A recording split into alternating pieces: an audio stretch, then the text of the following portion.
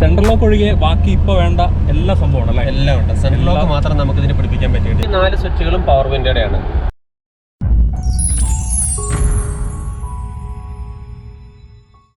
Hello hi നമസ്കാരം. Travel on സോറിൻ്റെ പുതിയ വീഡിയോയിലേക്ക് എല്ലാ മച്ചന്മാർക്കും സ്വാഗതം. നമ്മളിപ്പോൾ നിൽക്കുന്ന സ്ഥലമായി കോടിക്കുളത്തിനടുത്തുള്ള പാറപ്പുഴ എന്ന് പറയുന്നൊരു സ്ഥലത്താണ് നമ്മൾ നിൽക്കുന്നത്. എൻ്റെ കൂടെ നമ്മുടെ ഫ്രണ്ട് ഉണ്ട്, മിഥുൻ എന്നാണ് പേര്. അപ്പോൾ ഞങ്ങൾ രണ്ടുപേരോട് ഇവിടെ വന്നേക്കുന്നതേ ഒരു വീട്, ആ വീട്ടിലേക്കൊന്ന് കയറാൻ പോവാണ്. ആ വീടിന് കുറേ പ്രത്യേകതകളുണ്ട്. ഒന്നാമത്തെ പ്രത്യേകത എന്ന് പറഞ്ഞിട്ടുണ്ടെങ്കിൽ വളരെ ഫേമസ് ആയിട്ടുള്ളൊരു സിനിമയായിട്ടുള്ള ദിലീപിൻ്റെ സൊല എന്ന് പറയുന്ന സ്വന്തം ലേഖ എന്ന് പറയുന്ന സിനിമയിലെ പാലാഴി സാർ, അതായത് നെടുമുടി വേണുചേട്ടൻ ഉപയോഗിച്ചിരുന്ന ആ വീടാണ് നമ്മളിപ്പോൾ കയറാൻ വേണ്ടി പോകുന്നത്. അത് കൂടാതെ ഈ വീട്ടിൽ കുറേ കാര്യങ്ങളുണ്ട്. ഒരു കാർഷിക വീടാണിത്. അപ്പോൾ അവിടെ ഒരു വണ്ടിയുണ്ട്, ഒരു അംബാസഡർ. അപ്പോൾ അങ്ങനെ കുറേ കാര്യങ്ങളുണ്ട്. അതെല്ലാം കൂടെ ഒന്ന് കാണാനും അവിടുത്തെ ഒരു എക്സ്പീരിയൻസ് ചെയ്യാൻ വേണ്ടിയാണ് നമ്മളിപ്പോൾ ഇവിടെ വന്നിരിക്കുന്നത്. അപ്പോൾ നമുക്ക് നേരെ ആ വീട്ടിലേക്ക് കയറി ചെല്ലാം, കാര്യങ്ങളെല്ലാം ഒന്ന് കാണാം. ഓക്കെ. ഈ വീടിന് കുറേ പ്രത്യേകതകളുണ്ട്. ഒന്നാമത്തെ പ്രത്യേകത എന്ന് പറഞ്ഞിട്ടുണ്ടെങ്കിൽ ഏതാണ്ട് 150 വർഷത്തിന് മുകളിൽ പഴക്കമുള്ളൊരു വീടാണിത്. ഇവരുടെ, അതായത് ഇപ്പോൾ നമ്മൾ പരിചയപ്പെടാൻ പോകുന്ന ഈ ഒരു ജനറേഷനിൽ പെട്ട 2 ചേട്ടനിയന്മാർ, ഇവരുടെ ഡാഡിയുടെ അച്ഛൻ്റെ ഗ്രാൻഡ് ഫാദറായിട്ട് ഉണ്ടാക്കിയ വീടാണിത്. അപ്പോൾ ആ വീട് ഇവർ ഇതേ രീതിയിൽ തന്നെ നിലനിർത്തിയേക്കുവാണ്, ഒരു ഹെറിറ്റേജ് പർപ്പസിൽ. ഈ ടൈലിട്ടിട്ടുണ്ട്, പിന്നെ കുറച്ച് കാര്യങ്ങളൊക്കെ ഒരു ഇന്നോവേറ്റീവായിട്ട് കുറച്ച് കാര്യങ്ങളൊക്കെ ചെയ്തിട്ടുണ്ട്. ബാക്കി ഈ വീടിൻ്റെ സ്ട്രക്ചർ കാര്യങ്ങളൊന്നും മാറ്റിയിട്ടില്ല. അപ്പോൾ അങ്ങനെ ഒരു പ്രത്യേകത ഈ വീടിനുണ്ട്. ഹായ്, നമസ്കാരം. ഹലോ. അപ്പോൾ ഇതാണ് നമ്മൾ പരിചയപ്പെടാൻ പോകുന്ന ഇപ്പോൾ ഈ വീട്ടിലെ ആളായിട്ടുള്ള. ഹലോ. പേരെന്ന് പറഞ്ഞേ? പേര് ജെറിൻ, വാവാന്ന് വിളിക്കുന്നു. Okay okay. അപ്പോൾ ഈ നമ്മുടെ വീടിന്റെ തറവാടിന്റെ പേര് മേക്കുന്നേൽ. ആ സിനിമയിൽ സ്വന്തം ലേഖ എന്ന് പറഞ്ഞ സിനിമയിൽ പാലാഴി സാറിന്റെ വീട് എന്ന പേരിലാണ് അറിയപ്പെടുന്നത്. അതായത് വേണുചേട്ടൻ്റെ. ഇത് ചേട്ടയാണ്, ഒന്ന് പരിചയപ്പെട്ടേക്ക്. എൻ്റെ പേര് മാത്തൻ. മാത്തൻ ഇവിടെ തന്നെ അടുത്ത് തന്നെയാണ്. മൂത്ത മകനാണ്. ഞാൻ രണ്ടാമത്തെ ആള്. അനിയനുണ്ട്, അവൻ യു കെയിലാണ്. ഓക്കെ. അപ്പോൾ വീട്ടിൽ വേറെ ആരൊക്കെ ഉണ്ട് ഇപ്പം? ഡാഡി, മമ്മി, വൈഫ്, കുട്ടികൾ. ഓക്കെ. പൊളി അന്തരീക്ഷമാണ്. കുറേ പിള്ളേരൊക്കെ ഉണ്ട്. ഇവരുടെ മക്കളെല്ലാവരും എല്ലാവരും ഓണത്തിന്റെ ഒക്കെ സമയത്ത് എല്ലാവരും വന്നിട്ടുണ്ടായിരുന്നു. ഓക്കെ. ഇത് നമ്മുടെ രണ്ടാമത്തെ സന്തതിയാണ്. പേരെന്താ പേര്? ടാബി. വീട്ടിലെ പേര് ജോസ് എന്നാണ് പുള്ളിന്. പൊളി. നമ്മുടെ വൈഫ് ടിസ. ഹായ് ചേച്ചി. ടിസ അല്ലേ? Okay, thank U. കുറെ പേരുണ്ടല്ലോ. ഇത് ചേട്ടന്റെ വരിയായിട്ടൊന്ന് പേര് പറഞ്ഞേ. നോഹ. ഇത് എന്റെ മൂത്ത കൊച്ച് ടിയാന. ഹായ്. ടിയാന എത്ര ക്ലാസ്സിലാണ് പഠിക്കണേ? 4th. ഓക്കെ. ഇത് ചേട്ടന്റെ മൂത്ത കൊച്ച് നോയൽ. ഔസേപ്പച്ചൻ എന്ന് വിളിക്കും ഞങ്ങള്. ഹലോ ഔസേപ്പച്ച. ഇത് ചേട്ടന്റെ വൈഫ് അല്ലേ? ഹായ് ചേച്ചി.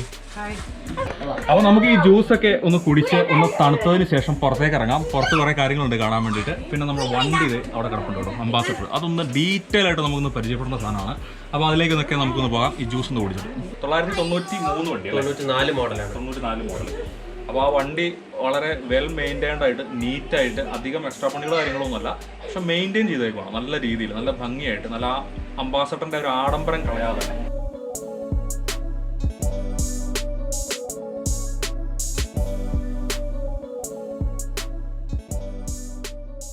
അപ്പോൾ ഇവരെ സംബന്ധിച്ച് പുതിയൊരു വണ്ടി മേടിക്കാൻ പറ്റാത്തതുകൊണ്ടൊന്നുമല്ല അല്ലേ?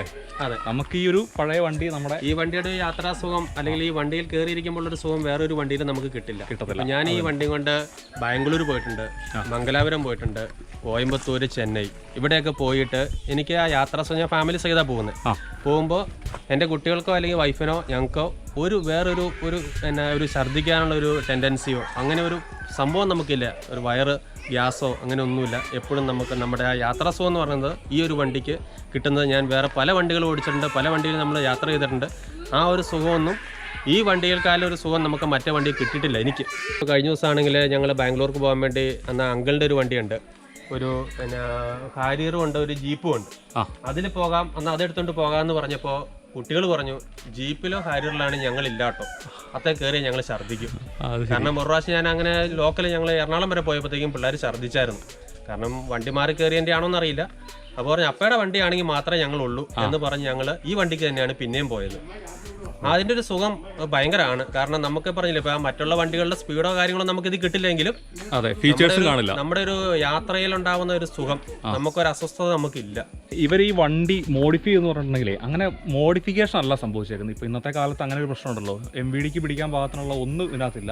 ഇത് ചെയ്തേക്കുന്നതെന്ന് പറഞ്ഞിട്ടുണ്ടെങ്കിൽ ഇത്രയും പഴയ വണ്ടിയാണ്, അന്ന് ആ പഴയ കാലഘട്ടങ്ങളിൽ ഇല്ലാതിരുന്ന എന്നാൽ ഇപ്പോൾ ആവശ്യമായിട്ട് നമുക്ക് വേണ്ട സഫീഷ്യൻ്റ് ആയിട്ടുള്ള ഒരു AC, അതുപോലെ പവർ വിൻഡോ, അങ്ങനെയുള്ള കാര്യങ്ങൾ മാത്രമേ ചെയ്തിട്ടുള്ളൂ.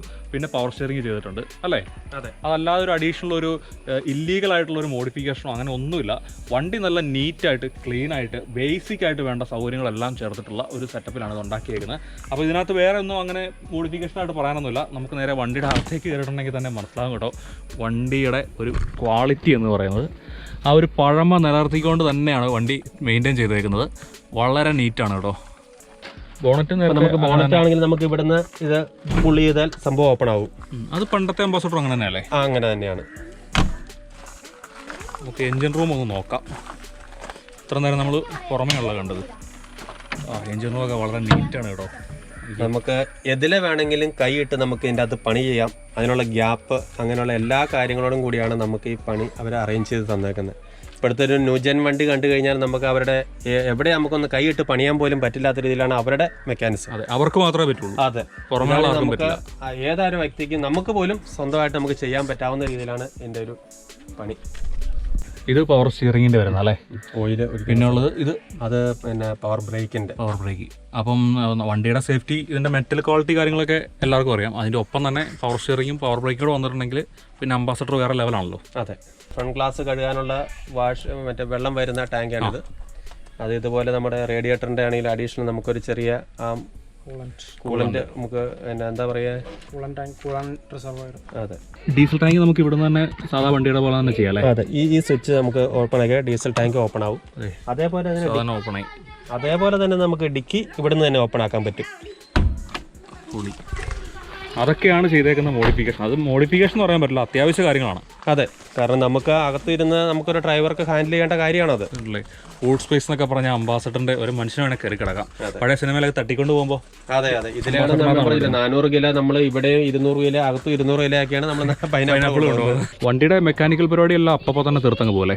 നമുക്ക് ചെറിയതായിട്ട് നമുക്ക് എന്തെങ്കിലും ഒരു മിസ്സിങ് നമുക്ക് തോന്നി, അല്ലെങ്കിൽ ഒരു ലൈറ്റ് പോയി, അല്ലെങ്കിൽ ഒരു ഇൻഡിക്കേറ്ററിന്റെ ഒരു ബൾബ് പോയി, അപ്പം തന്നെ നമ്മൾ ആ സാധനം മാറ്റും. കാരണം ഞാൻ റെഗുലറായിട്ട് ഈ വണ്ടിയെ ഉപയോഗിക്കുന്നത്. കാരണം നമുക്കത് ഒരു മാസം ഞാനിപ്പോൾ ഈ വണ്ടി ഉപയോഗിക്കാതിരുന്നു കഴിഞ്ഞാൽ ഈ വണ്ടിക്ക് നമ്മുടേതായ, ഇപ്പം നമ്മൾ തന്നെ ഒരു മാസം നമ്മൾ വെറുതെ ഇരുന്ന് കഴിഞ്ഞാൽ നമുക്ക് മടി പിടിക്കുന്ന നമ്മുടെ ഈ വണ്ടിക്കും മടി പിടിക്കും. അതുകൊണ്ട് നമ്മൾ എന്ത് മിസ്റ്റേക്ക് ഉണ്ടായാലും നമ്മൾ അപ്പം ഈ സംഭവം ക്ലിയർ ചെയ്യും. ഒരു പരിധി വരെ മറ്റൊരു വണ്ടി ഇല്ലാത്ത നന്നായി. അതെ, വേറൊരു വണ്ടി ഉണ്ടെങ്കിൽ നമ്മൾ ഇവനെ നമ്മൾക്ക് ഷെഡിൽ റെസ്റ്റ് ചെയ്യാൻ കൊടുക്കും. പക്ഷെ ആ റെസ്റ്റ് ചെയ്ത് കഴിഞ്ഞാൽ ഇവൻ മടിയനായി, പിന്നെ സ്റ്റാർട്ടിങ് ട്രബിൾ ഉണ്ടാവും, എല്ലാ പ്രശ്നവും ഉണ്ടാവും. പക്ഷെ ഇപ്പം നിലവിൽ ഇവൻ പക്കയാണ്. നമുക്ക് ഇത്ര നേരം വണ്ടി പുറമേ നിന്നാണ് കണ്ടത്. വണ്ടിക്കകത്ത് കയറിയിട്ട് നമ്മളൊന്ന് റൈഡ് ചെയ്യാൻ വേണ്ടി പോവാണ്. സത്യത്തിൽ അംബാസഡർ അങ്ങനെ ഒരുപാട് റൈഡ് ചെയ്ത് പോയ അനുഭവം എനിക്കില്ല കേട്ടോ. ഇല്ല, 1-2 തവണ ജസ്റ്റ് ഒന്ന് കയറിയിട്ട് ഒന്ന് കയറി നോക്കി ഇപ്പൊ പോകുമ്പോൾ അതിന്റെ അനുഭവം ഒന്ന് പറയാം. അതെ, അത് തീർച്ചയായിട്ടും പറയാറുണ്ട്.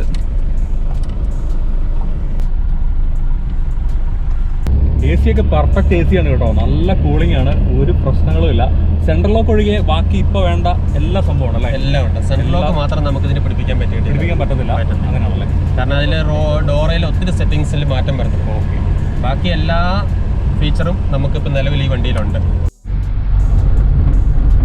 ഒരു ചെറിയ കട്ടറൊക്കെ ചാടി, അറിഞ്ഞോ? അതെ, ചെറിയ 1-2 കട്ടറൊക്കെ ചാടിയിട്ടേ ഒന്ന് അറിഞ്ഞു പോലും ഇല്ലെന്ന് പറയാം. ഇപ്പോൾ ഒരു കട്ടർ ചാടി, ഒരു വിഷയമില്ല, വണ്ടി അറിയുന്ന പോലുമില്ല. 27 വർഷം പഴക്കമുള്ള വണ്ടിയാന്ന് ഓർക്കണം ഈ ഒരു ലെവലിൽ ഓടുന്നത് അല്ലേ? 27 വർഷമായി. 27 വർഷം. അപ്പോൾ അവിടെയൊക്കെയാണ് നമ്മുടെ ഈ അംബാസഡർ എന്ന് പറയുന്ന ആ ഒരു രാജകീയ വാഹനം മറ്റു വണ്ടികളിൽ നിന്ന് വ്യത്യസ്തനാകുന്നത്. അപ്പോൾ ഈ 27 വർഷത്തിനുള്ളിൽ നമ്മുടെ ഈ വണ്ടി വഴിയിൽ നമ്മളെ ഇറക്കി നിർത്തിയിട്ടില്ല. ഇതുവരെ നമ്മൾ ഇറക്കി നിർത്തിയിട്ടില്ല. അതാണ്. ഒന്ന് ടയർ പഞ്ചറായോ അല്ലെങ്കിൽ വേറെ ഒരു ബ്രേക്ക് ഡൗൺ ആവുമോ ഇതുവരെ നമ്മുടെ ലൈഫിൽ ഈ 27 വർഷത്തിനുള്ളിൽ സംഭവിച്ചിട്ടില്ല. ടയർ പഞ്ചറായിട്ട് പോലും ഇല്ല. അവൻ ഒരു പ്രാവശ്യം ആയിട്ടുണ്ട്, അത് വണ്ടി ഷെഡിൽ കിടന്നപ്പോഴാണ്. നമ്മൾ ഓടിച്ചോണ്ടിരിക്കുമ്പോൾ ഇതുവരെ നമ്മളെ വഴിയിൽ അവൻ ഇട്ടിട്ടില്ല. അതാണ്. പിന്നെ എങ്ങനെ ഇത് മാറുമല്ലേ? ഇത് നമ്മൾ മാറ്റൂല. ഇത് നമ്മുടെ ഇത് തന്നെ നശിച്ചു പോകാതെ നമ്മളായിട്ട് ഇത് വണ്ടിയെ നമ്മൾ മാറ്റൂല. പിന്നെ ഈ പുതിയ സ്കാർപ്പ് പോളിസിയൊക്കെ വരുമ്പോൾ നമുക്ക് പ്രശ്നമാകും. സെൻട്രൽ ഗവൺമെന്റ് ആയിരിക്കാം, പക്ഷെ നമ്മുടെ വീട്ടിലിടുന്നതിന് നമുക്ക് പ്രശ്നം ഉണ്ടാവാൻ വഴിയില്ലല്ലോ. പൊതുനിരത്തിൽ ഇറക്കാനേ പ്രശ്നം ഉണ്ടാവുള്ളൂ. അപ്പൊ നമ്മൾ എന്തൊക്കെയാലും സ്കാർപ്പിലേക്ക് കൊടുക്കില്ല, നമ്മുടെ വീട്ടിൽ തന്നെ നമ്മൾ സൂക്ഷിക്കും. അല്ല സാധാരണ പൊതുവെ ഈ വിന്റേജ് വണ്ടികൾ കളക്ഷനുള്ള ആൾക്കാർ വീടുകളിൽ ഇങ്ങനെ ചുമ്മാ വണ്ടി ഇടും, വളരെ നല്ല മെയിൻറ്റെയിൻ ആയിട്ട്, പക്ഷെ വണ്ടി പുറത്ത് ഓടിക്കൊന്നുമില്ല. പക്ഷെ ഇവരെ സംബന്ധിച്ച് ഇവരുടെ വീട്ടിലെ വണ്ടിയായിട്ട്, വേറെ വണ്ടി ഇല്ല ഇവർക്ക്, വീട്ടിലെ എല്ലാ ആവശ്യത്തിനും ഈ വണ്ടി തന്നെയാണ് ഉപയോഗിക്കുന്നത്. ശരിക്കും ഇപ്പോൾ ഒരു വിന്റേജ് പർപ്പസ് എന്ന് പറയാൻ പറ്റില്ല, ഇപ്പോൾ ഡെയിലി യൂട്ടിലിറ്റീസിന് ഉപയോഗിക്കുന്ന ഒരു വണ്ടിയാണ്. എല്ലാ ഉപയോഗവും ഈ വണ്ടി കൊണ്ട് തന്നെയാണ് നടത്തുന്നത്. ഞാനിപ്പോൾ പൈനാപ്പിൾ വെട്ടിയാൽ നമുക്ക് ഞാനൊരു 400 കിലോ വരെ മാക്സിമം ഈ വണ്ടിയെ കൊണ്ടുപോയിട്ടുണ്ട്. ഒരു പെട്ടിയാപ്പയിൽ ശരിക്കും പറഞ്ഞാൽ അവർ 600 കിലോയെ കയറ്റുള്ളൂ. നമ്മുടെ ഈ വണ്ടിയിൽ ഞാൻ 400 കിലോ വരെ പൈനാപ്പിളിൻ്റെ അകത്ത് കൊണ്ടുപോയിട്ടുണ്ട്. ശരിക്കും ഒരു മൾട്ടി പർപ്പസ് വണ്ടിയാണ്. അതെ, അപ്പൊ എല്ലാ രീതിയിലും നമുക്ക് കാർഷിക ഉൽപ്പന്നങ്ങൾ കൊണ്ട് മാർക്കറ്റിൽ കൊടുക്കാനും നമ്മുടെ ആവശ്യങ്ങൾക്കും നമ്മുടെ ഔട്ടിങ്ങിന് പോകാനും നമ്മുടെ പേഴ്സണൽ ആവശ്യത്തിനെല്ലാം നമ്മൾ ഈ വണ്ടി തന്നെ ഉപയോഗിക്കുന്നത്. MUV ആണ് പക്ക, മൾട്ടി യൂട്ടിലിറ്റി വെഹിക്കിൾ. അതാണ് ഒരു രീതിയിലും നമുക്ക് ഇവനെ കുറ്റം പറയാൻ പറ്റില്ല.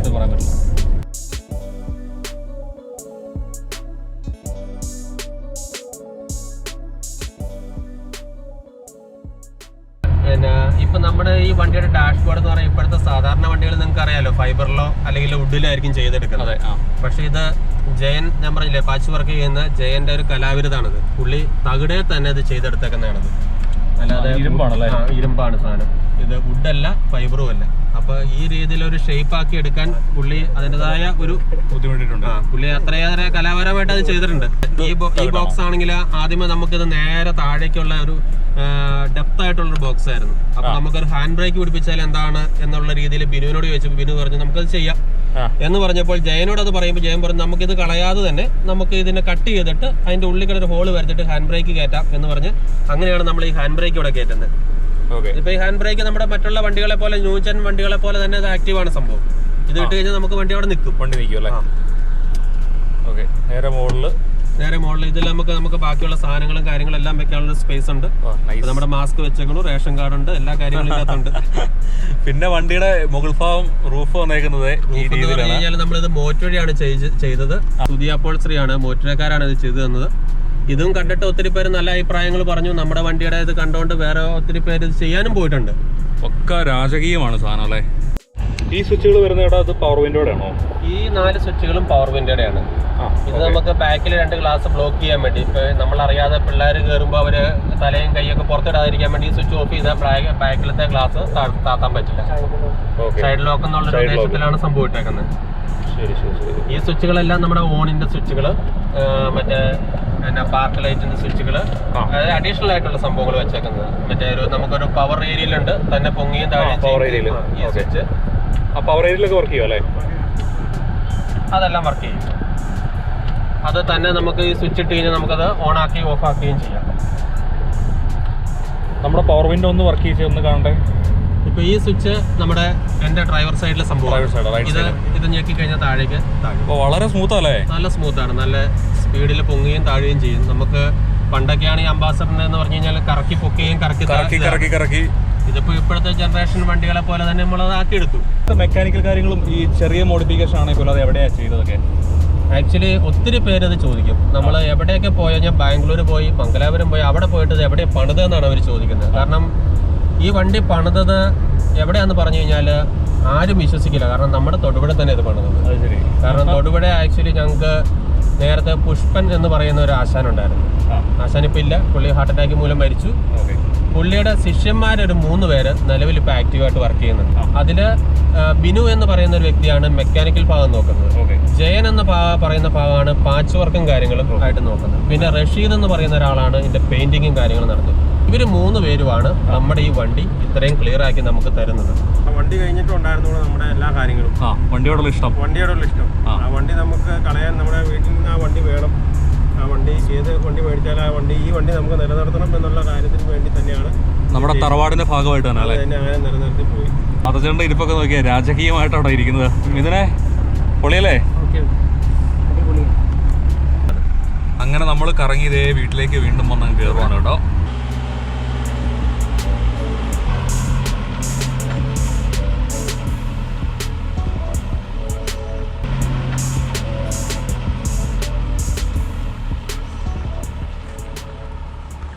അപ്പോൾ ഈ വണ്ടി തന്നെയാണ് ഈ കാണുന്നത് അല്ലേ? നിങ്ങളുടെ ഏറ്റവും ഇളയ ആളുടെ കല്യാണത്തിന് പോയ ഒരു പോക്കാണത്. അതെ, അന്നത്തെ ഉപയോഗിച്ചാണ് പൂവൊക്കെ വെച്ചിട്ട് സെറ്റാക്കി. ഇതാണ് നമ്മൾ ഇറങ്ങുന്ന ഒരു സീൻ. അടിപൊളി. അപ്പോൾ ആ കണ്ട വണ്ടി ഇതേ കിടക്കുന്നത്. ഇതാണ് സംഭവം. തിളങ്ങി നിൽക്കുവാണ്. പെയിൻ്റൊക്കെ അടിച്ചേക്കുന്നതൊക്കെ കുറച്ച് പ്രത്യേകതയുണ്ട്. ഡ്യുവൽ പെയിൻ്റാണ്. അപ്പോൾ ഈ സ്ഥലം എന്ന് പറയുന്നത് ഈ വീടിരിക്കുന്നത് തൊടുപുഴയ്ക്ക് അടുത്തുള്ള കോടിക്കുളം എന്ന് പറഞ്ഞ സ്ഥലത്ത് പാറപ്പുഴ എന്ന് പറഞ്ഞ സ്ഥലം അല്ലേ? സൊല എന്ന് പറഞ്ഞ സിനിമയാണ് ആദ്യം ചെയ്തത്. അതിനുശേഷം പിന്നെ ആൾക്കാർ ചോദിച്ചു, ഒത്തിരി പേര് വന്നിരുന്നു. അപ്പോൾ നമ്മൾ ഇൻഡോർ കൊടുക്കാത്തതിന്റെ പേരിൽ അവർ ചെറിയ അസൗകര്യമൊക്കെ പറഞ്ഞ് അങ്ങനെ മാറുന്നു. അപ്പോൾ ഇതെന്ന് പറഞ്ഞാൽ ശരിക്കൊരു കാർഷിക ഒരു വീടാണ്. ഈ ഒരു പ്രദേശം എന്ന് പറയുന്നത് തന്നെ ഒരു കാർഷിക ഗ്രാമമാണ്. നമ്മൾ കയറി വന്നപ്പോൾ തന്നെ ഇത് കപ്പയൊക്കെ ഉണക്കാനിട്ടായിരുന്നു. പിന്നെ റബ്ബർ ഷീറ്റ് കാര്യങ്ങൾ കിടക്കണം. തൊട്ട് താഴെ പൈനാപ്പിൾ കൃഷി, അങ്ങനെയുള്ള ഒരു വീടാണിത്. ഞങ്ങളുടെ ശരിക്കും ഒറിജിനൽ എന്ന് പറയുന്നത് നാവപ്പുഴയാണ്. നാവപ്പുഴയിൽ നിന്ന് നമ്മുടെ ഗ്രാൻഡ് ഫാദർ ആയിട്ട് ഇവിടെ വന്നതാണ്. ഏതാണ്ട് ഒരു 170 വർഷത്തെ മുകളിൽ പഴക്കം നമ്മുടെ വീടിനും ഉണ്ട്.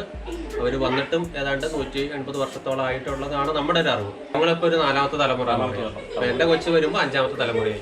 ഏതാണ്ട് 30 ഏക്കറോളമാണ് സ്ഥലമുള്ള. ഏതാണ്ട് 30 അടുത്ത ഏക്കർ നമുക്കുണ്ട്. തെങ്ങ്, വാഴ, കപ്പ, റബ്ബർ, എല്ലാ പൈനാപ്പിളുകളും മിക്സ്ഡ് ആയിട്ട്. ഇത്രയും സമയമായി പല പണികളിൽ നിന്ന ഡാഡിയും മമ്മിയും കൂടെ ഇപ്പോൾ നമ്മുടെ അടുത്തേക്ക് വന്നിട്ടുണ്ട് കേട്ടോ. അവർ റെഡി ആയിട്ട് വന്ന് നിൽക്കുവാണ്. എൻ്റെ പേര് ജോസ്. ഒരു കറതീർന്ന അച്ചായനാണ്, കാണുമ്പോൾ തന്നെ അറിയാം. മമ്മി പേരെങ്ങനെയാ? മേഴ്സി. ഓക്കെ. ഇവിടെ കാണാൻ വേണ്ടി കുറച്ച് കാര്യങ്ങളുണ്ട്. പശുവുണ്ട്, ആടുണ്ട്, പിന്നെ കുറച്ച് കോഴികളൊക്കെ ഉണ്ട്. അതുകൂടാതെ തന്നെ നമ്മുടെ പറഞ്ഞല്ലോ സ്വന്തം ലേഖൻ എന്ന് പറഞ്ഞ സിനിമയിലെ ഒരു സെറ്റ് ഇട്ടേക്കുന്ന വീടായിരുന്നു ഇത്. അപ്പോൾ ഈ വീട്ടിൽ തന്നെ ജഗതി ചേട്ടൻ കട നടത്തുന്നുണ്ടല്ലോ, ഒരു ഹോട്ടൽ. അതുപോലെ തന്നെ ഹർഷേശ്വൻ ചേട്ടൻ്റെ കട തൊട്ടപ്പുറം, അതൊക്കെ താഴെയുണ്ട്. അതൊക്കെ കന്നാലിത്തൊഴുത്തും ഇവരുടെ കന്നാലിത്തൊഴുത്തും ആട്ടിൻതൊഴുത്തും ഒക്കെ ആയിരുന്നു വൈക്കോൽപ്പുര. അപ്പോൾ അതൊക്കെ നമുക്കൊന്ന് കാണാൻ വേണ്ടി പോവാം. അപ്പോൾ ഇനിയിപ്പോൾ നമ്മളെ ഡാഡി കൂട്ടിക്കൊണ്ട് പോകും അല്ലേ? എന്നാൽ അങ്ങോട്ട് പോയേക്കാം.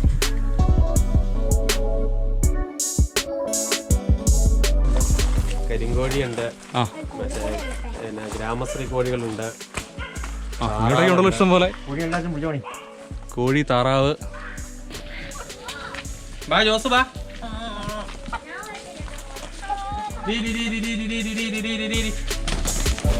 ഓഹോ,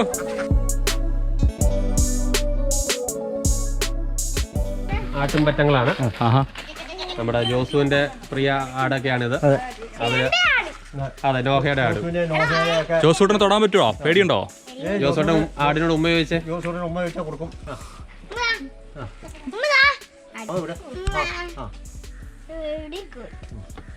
ഇതാണ് നമ്മുടെ പശുത്തൊഴുത്ത് അല്ലേ?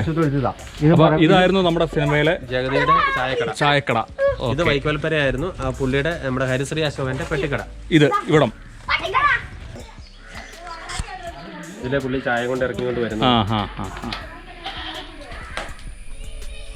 നമ്മളിവിടെ ജസ്റ്റ് വന്നത് ഈ അംബാസഡർ കാർ എന്ന് കാണാൻ വേണ്ടിയിട്ടാണ്. അപ്പോൾ ഇവിടെ വന്നു കഴിഞ്ഞപ്പോഴാണ് മനസ്സിലായത് ഇതൊരു 150 വർഷം പഴക്കമുള്ള വീടാണെന്നും ഒരു 30 ഏക്കറുള്ള സ്ഥലത്തിൽ ഒരു കാർഷിക സെറ്റപ്പുള്ളൊരു വീടാണെന്നൊക്കെ മനസ്സിലായത്. സ്വന്തം ലേഖനം എന്ന് പറഞ്ഞ സിനിമയിലെ ആ ലൊക്കേഷൻ കണ്ടു, വണ്ടി പരിചയപ്പെട്ടു, ഇവരെല്ലാവരെയും പരിചയപ്പെട്ടു. ഹാപ്പി അല്ലേ? അപ്പോൾ വീഡിയോ വരുമ്പോൾ എല്ലാവർക്കും ഷെയറൊക്കെ ചെയ്ത് കൊടുക്കുക. ഓക്കെ ചേച്ചി. അപ്പോൾ ഇനിയിപ്പം നമ്മൾ പതുക്കെ നൈസായിട്ടങ്ങ് ഇറങ്ങുവാണ്. ഒരു 1.5 മണിക്കൂർ നമ്മൾ ഇവരെ ഇവിടെ ബുദ്ധിമുട്ടിപ്പിച്ചു. അപ്പോൾ okay thank you. Bye, tata. പോകോട്ടെ.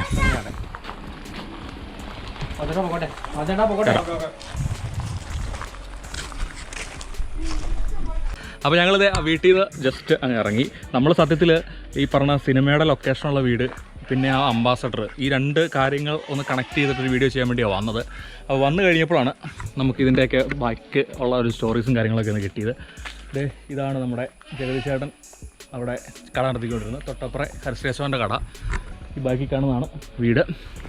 അപ്പോൾ ഈ വീഡിയോ എല്ലാവർക്കും ഇഷ്ടമായെന്ന് തന്നെ വിചാരിക്കുന്നു. വീഡിയോ ഇഷ്ടമായിട്ടുണ്ടെങ്കിൽ ലൈക്ക് ചെയ്യുക, ഷെയർ ചെയ്യുക. അതുപോലെ തന്നെ ആദ്യമായിട്ട് ഈ ചാനൽ കാണുന്ന ആരെങ്കിലും ഈ വീഡിയോ കാണുന്നുണ്ടെങ്കിൽ ചാനൽ സബ്സ്ക്രൈബ് ചെയ്തിട്ടില്ലെങ്കിൽ ജസ്റ്റ് ഒന്ന് സബ്സ്ക്രൈബ് ചെയ്യുക. തൊട്ടടുത്തുള്ള ബെല്ലൈക്കൺ കൂടെ എനേബിൾ ചെയ്തേക്കുക. അപ്പോൾ നമുക്ക് നെക്സ്റ്റ് വീഡിയോ കാണാം. ബൈ.